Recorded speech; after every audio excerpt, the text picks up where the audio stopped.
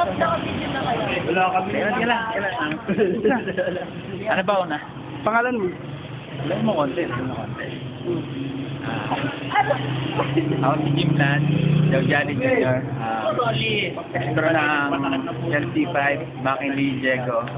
Ayun at some store, Market. Pumunta ako rito para, bali ito na yung huling Jollibee ko ay 23 years old na ako. Expectation ko, sana magtagal ako dito sa store. Tapos, sa tingin ko, magbubait naman lahat ng ka-crush at manager ko. Ang ayaw ko lang, yung pagiging plastic sa akin. So, ang gusto mo sabihin mo sa akin harapan. Yun lang. Tagay? Gusto mo?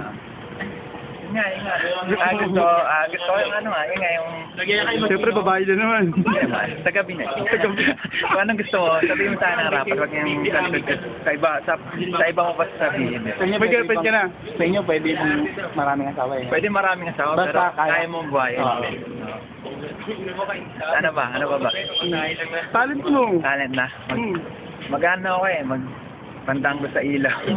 Hindi nga. Di ba pwede? Sige, subukan ko lang.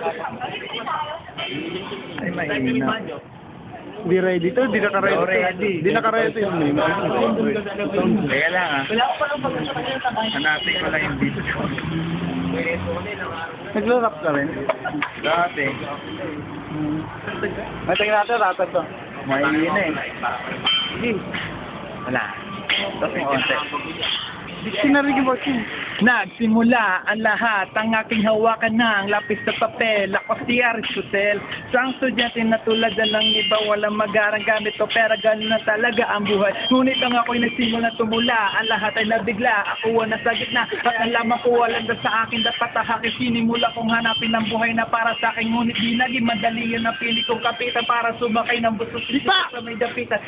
Puno ng pawis at luha sa akin ay humamon para ka natatabo na pilit mo mabumangon. Di naglawang ay puno na ng latay aking likod para nasa mikropono lumalakad na paluhod. Ngunit di ako nagpatalo kahit anong masabihin ng mga taong di naman nakakakilala sa akin.